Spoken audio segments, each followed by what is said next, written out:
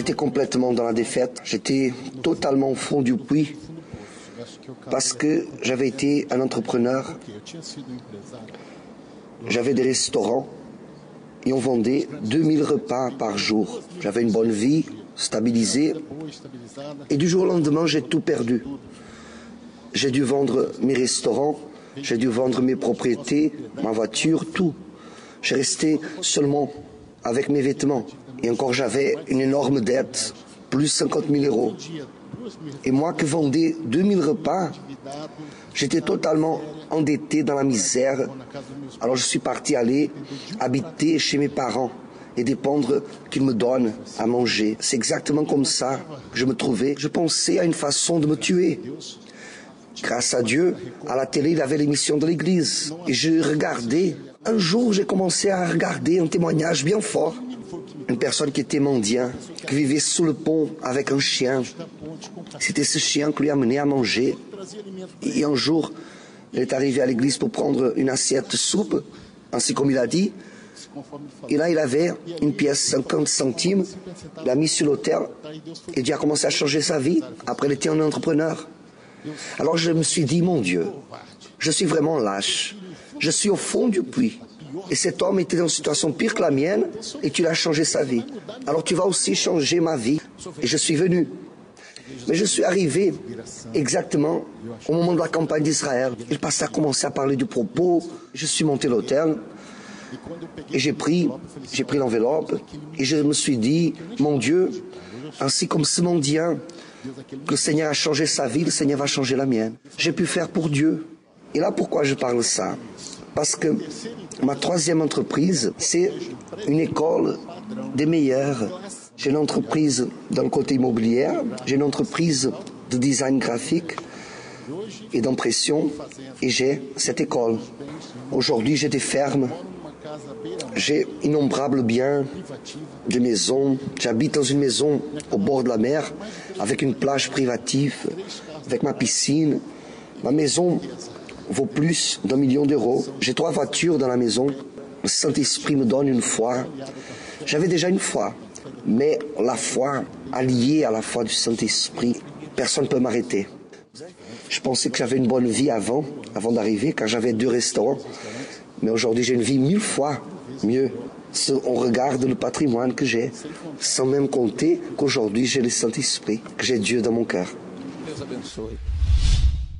Bonjour à tous, soyez bienvenus à cette émission France en direct.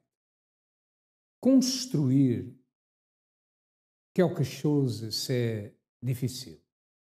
Beaucoup de personnes ont bâti, ont réalisé son rêve. Par exemple, nous parlons de la famille, c'est un exemple. Quand un couple se connaît, se marie, a un projet d'avoir des enfants, de vivre une vie d'union jusqu'à la fin de la vie. C'est un rêve qui commence à se réalise jusqu'à un certain point, mais malheureusement, il commence à avoir de petites turbulences dans le mariage. Vous savez que c'est facile que dans ce monde, nous prenons un chemin erroné. C'est facile. Ça commence pour une petite chose, une autre petite chose, après une autre petite chose. Et quand nous rendons compte, le rêve que nous avons préparé ou que nous avions dans notre objectif, c'est déjà très loin. Très loin. Il y a des familles qui sont détruites à cause de l'infidélité, à cause de l'agressivité, de vices, de l'alcoolisme et d'autres. Et c'est difficile reconstruire le rêve qui a été partiellement réalisé. Comment faire pour reconstruire une vie comme ça ou reconstruire une situation comme ça? C'est presque impossible. Presque impossible. Mais nous avons une foi. Nous croyons qu'à travers la pratique de la foi, la situation peut changer. Nous avons aujourd'hui l'histoire de M. Valéry.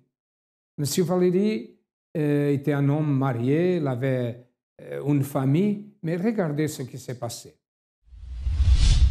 Avant de connaître le centre d'accueil, j'étais quelqu'un qui vivait déjà dans la débauche.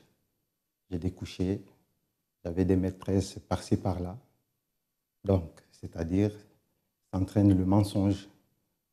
Donc, quand on entraîne le mensonge, donc on ne vit pas bien à l'intérieur de soi. Donc, tout ça, ça créait du désordre dans mon foyer. Il n'y avait pas d'entente. Donc, déjà, quand les enfants voient que leur maman, elle est trompée, et ça créait maintenant un désordre dans mon foyer. Donc, il n'y avait plus de dialogue, il n'y avait plus de communication. Personne ne se tenait de son côté. Donc, et cela a duré plusieurs années. Donc, je vivais une vie d'apparence. C'est-à-dire, c'était comme si j'étais bien, mais je n'étais pas bien. Donc, et je salissais mon corps, puisque, avec plusieurs maîtresses, il faut dépenser de l'argent. Il faut entretenir.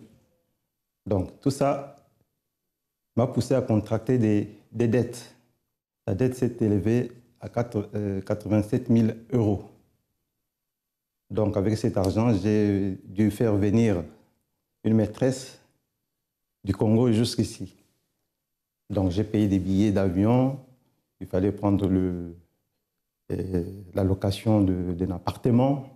Donc, c'est moi qui gérais tout ça. En dehors de cela, j'avais encore plusieurs maîtresses par-ci, par-là. Déjà, j'avais des cauchemars. Je ne dormais pas. J'étais angoissé. Donc, je ne voyais pas le bout du tunnel. Donc, c'était un cercle vicieux. C'est comme j'appelle la banque, ils versent 10 000 €. Pour moi, ce n'est pas assez.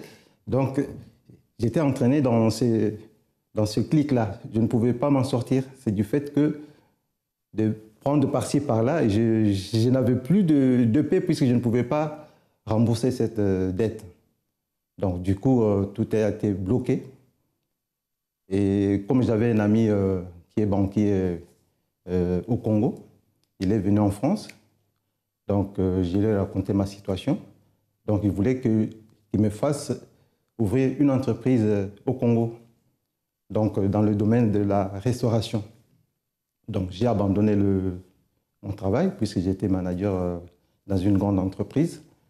J'ai abandonné pour aller au Congo. Donc, comme dans la famille, il n'y avait pas de dialogue, donc c'était comme une échappatoire donc, de me réfugier quelque part. Et quand je suis allé au Congo, croyant que ça allait marcher, ça n'a pas marché.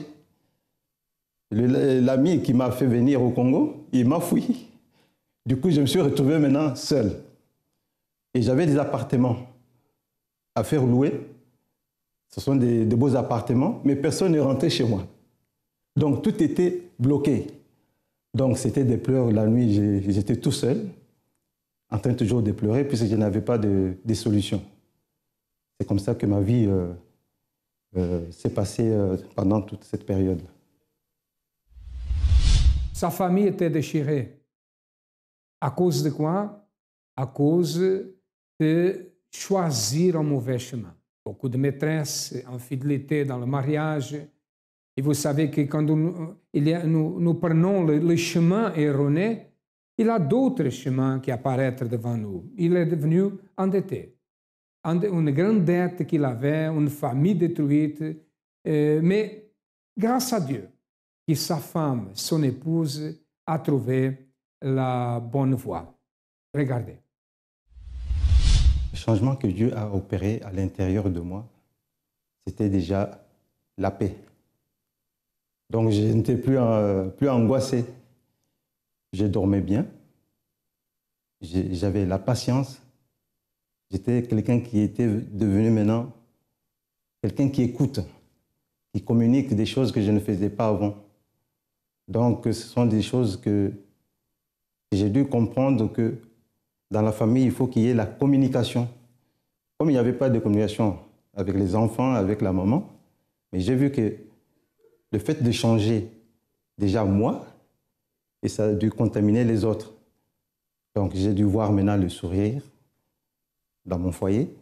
Mon épouse qui était angoissée, elle n'était plus angoissée, puisque maintenant j'étais à côté d'elle. Je n'étais plus empereur comme dans son empire, comme avant. J'étais maintenant quelqu'un qui l'écoutait, qui attendait ses propositions. Donc, c'était maintenant la réciprocité entre elle et moi.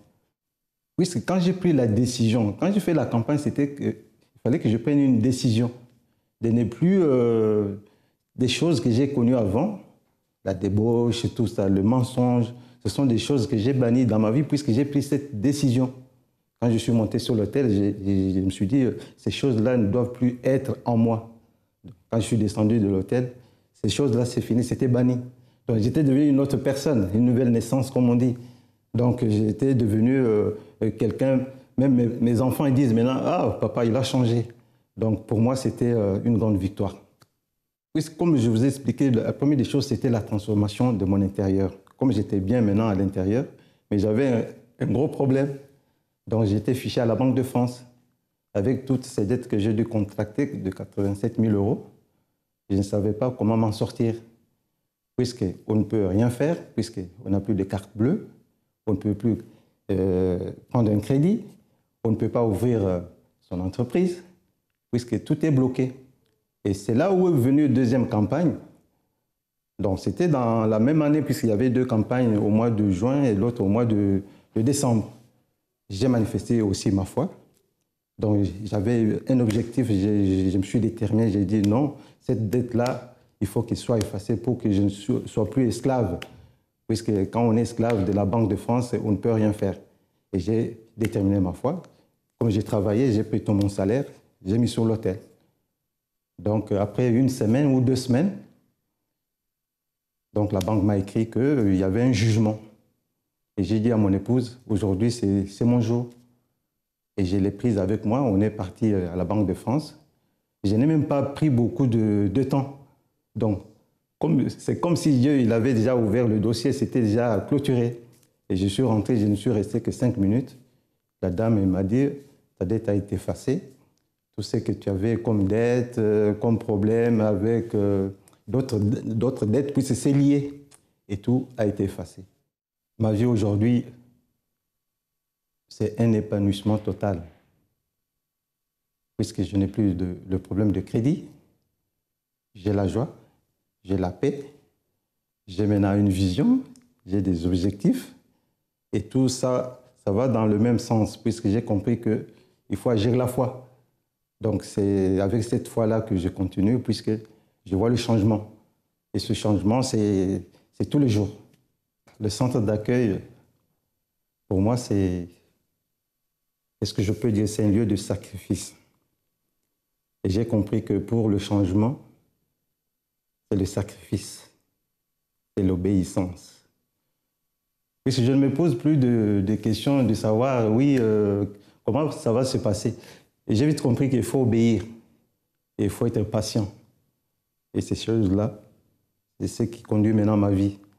Donc l'obéissance, la persévérance, puisque c'est la vision du centre d'accueil. C'est des sacrifices.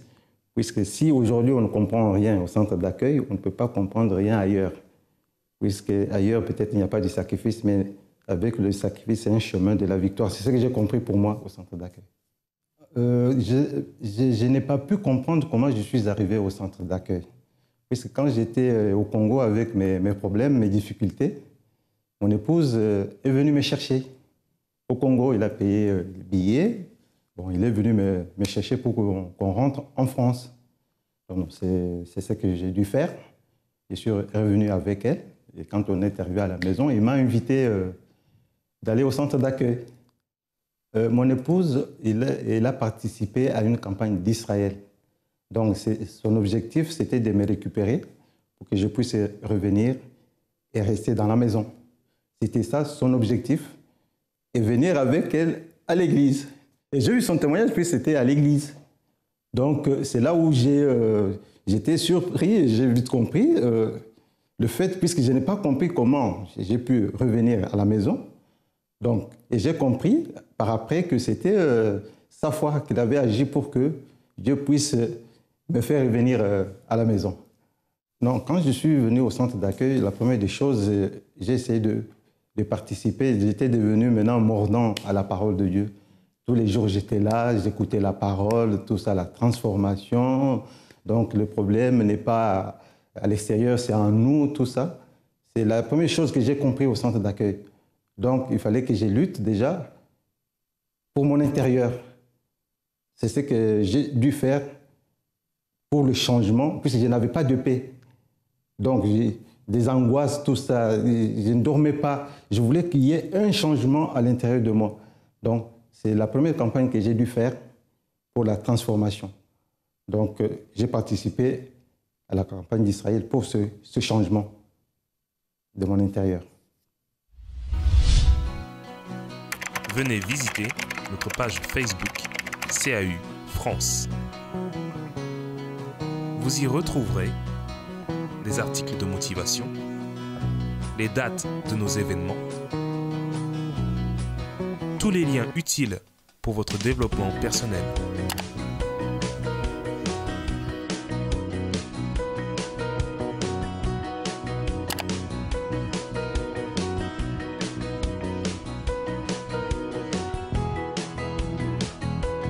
Centre d'accueil, parce que nous croyons en vous comme personne.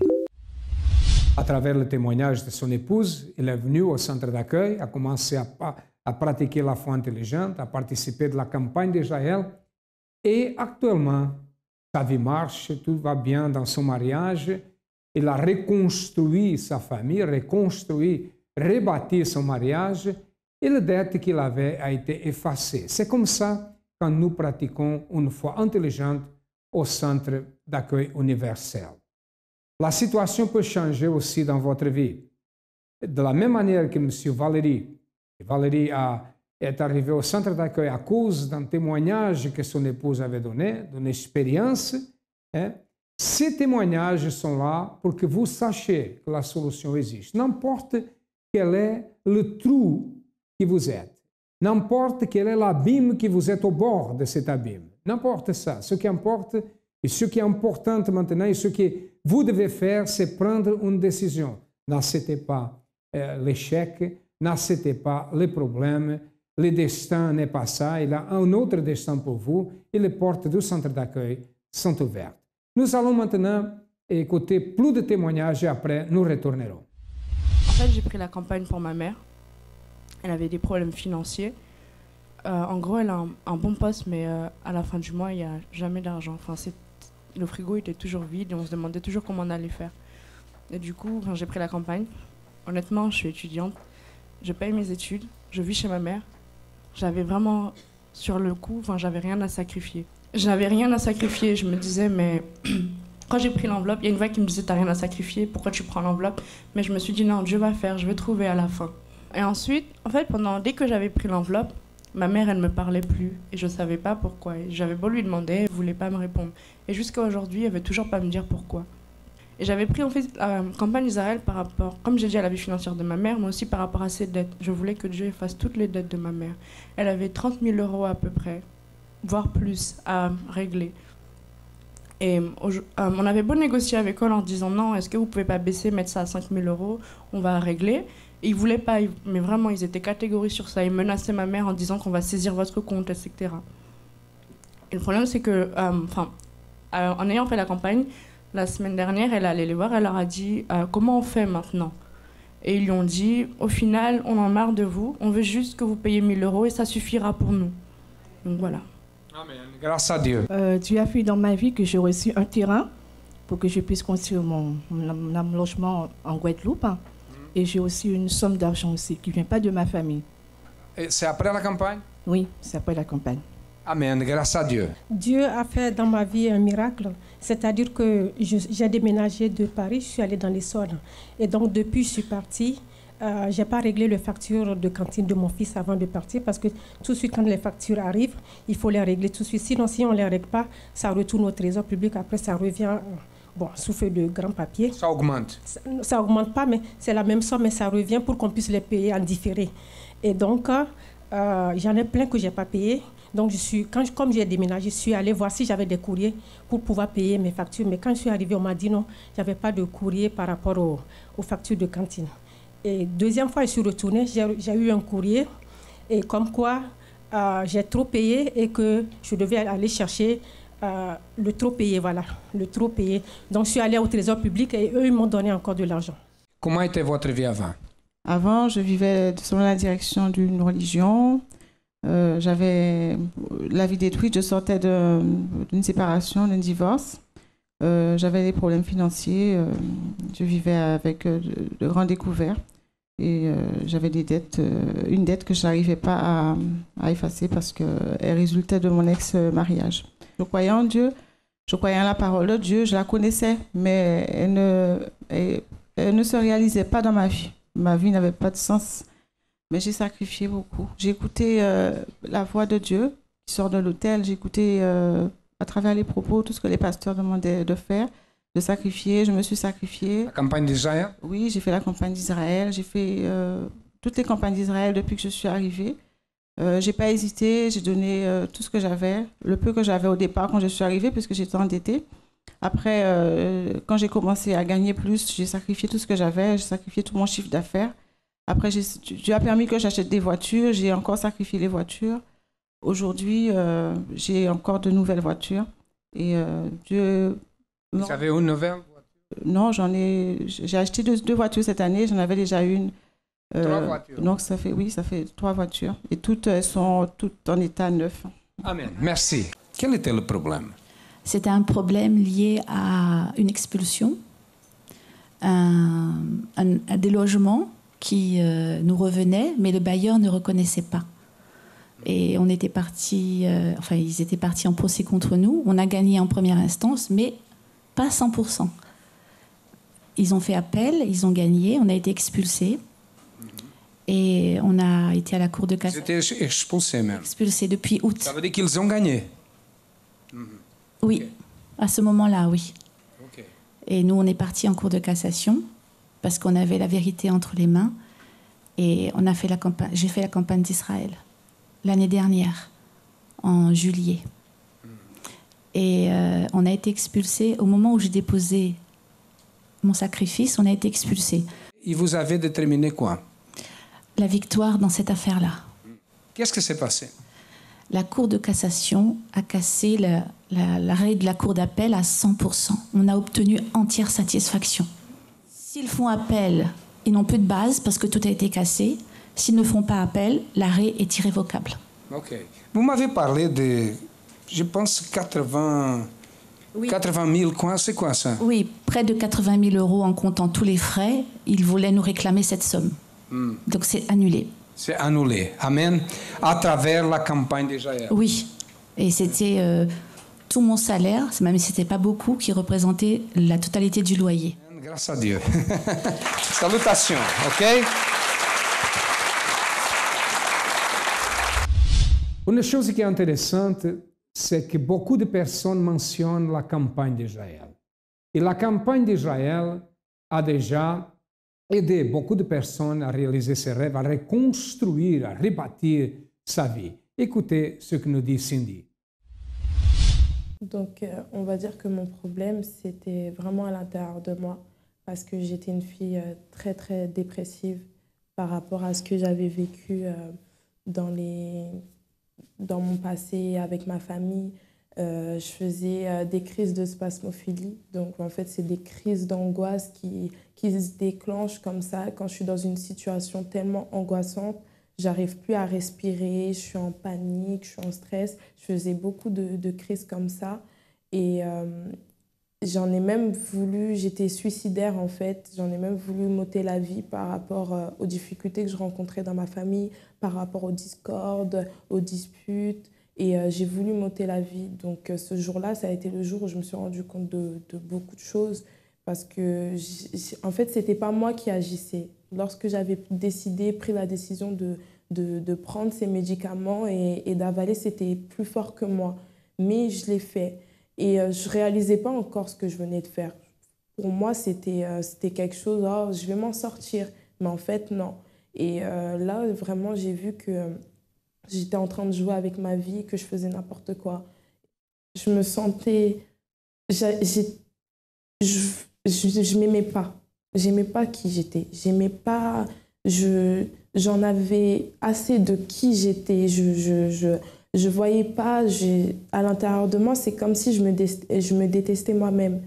Et du coup, c'est là que j'ai vraiment frôlé la mort parce que lorsque j'ai avalé ces cachets, pour moi, je me disais, oh, ça va. C'était juste pour faire un appel en fait à ma mère pour lui dire, regarde ce que je suis. Si tu me sauves pas maintenant, tu vas me perdre. Je voulais lui faire du mal aussi en me disant, oh, si je meurs, comme ça, elle aura ma mort sur sa conscience. Elle va se rappeler de moi chaque jour de sa vie. Elle va se rappeler, elle va se dire.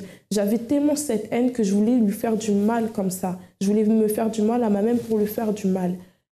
Alors, j'ai été invitée tout d'abord à l'AFJF par une jeune du groupe Jeunes. Et j'ai tout de suite aimé l'ambiance, cette ambiance qu'il y a entre les jeunes, cet esprit d'union. C'est ce qui m'a attirée. Et je me suis dit, après, j'ai discuté avec un responsable qui m'a dit, où je me suis ouverte directement et qui m'a proposé de venir le dimanche. Et je suis venue. Et lorsque j'ai commencé à venir, c'est de moi-même, j'ai commencé à m'intéresser à certains propos. Et est venu un jour où vraiment, c'était la campagne d'Israël, mon tour est arrivé avec Jacob, où j'ai vraiment pris la décision de participer parce que j'en avais assez. J'avais discuté avec une responsable qui nous disait clairement, est-ce que vous en avez marre de ce que vous êtes, de cette situation par laquelle vous passez? Si vous en avez marre de ces choses-là, ben, ce propos, cette campagne d'Israël est faite pour vous. Donc, tout d'abord, le changement est venu à l'école. Vraiment, dans mes études, j'étais plus la même Cindy. J'étais cette Cindy qui avait le désir d'apprendre, puisque j'avais plus, comme avant, j'avais plus ces repères, j'avais rien. Et en fait, le centre d'accueil m'a appris à avoir ce repère avec Dieu. Et c'est pour ça, c'est là que j'ai trouvé la force de continuer, d'apprendre à l'école. Et là aussi, il y a aussi beaucoup de choses qui ont changé par rapport à ma famille. Donc aujourd'hui, ma famille s'est rassemblée, on est tous ensemble. Même des personnes qui n'étaient pas présentes depuis plus de 10 ans, mon oncle que je n'avais pas connu, oui, limite pas connu, puisque j'avais peut-être 6 ans quand on s'est perdu de vue. Ben, aujourd'hui, on est en très bons termes, on est tous rassemblés. Donc par rapport à la famille, beaucoup de changements parce que je devais ne plus vivre aussi chez moi, je devais être placée en semi-autonomie ou en foyer. Et aujourd'hui, je vis actuellement toujours avec ma mère, en bonne relation. Il n'y a plus de problème. Je ne sais pas, je ressens plus ces crises. J'ai plus de crises de spasmophilie qui me prennent ou qu'importe, parce que justement, j'ai plus de situation d'angoisse. Je suis plus une fille angoissée. Donc ça, et c'est vraiment... Ça, c'est... Je ne sais pas, je ne saurais même dire comment c'est parti, mais voilà, c'est plus là. Bom, e nous arrivons à la fin de cette émission. Si vous avez besoin de notre aide, nous sommes là pour vous aider. Et notre siège, le siège du centre d'accueil à Paris, est situé au 254 de rue du Faubourg Saint-Martin, au 10e arrondissement. Vous avez d'autres centres d'accueil. Vous avez aussi un numéro de téléphone, vous avez aussi une adresse email que vous pouvez écrire et prenez une décision. Cherchez le centre d'accueil le plus proche et certainement, vous allez trouver la bonne voie.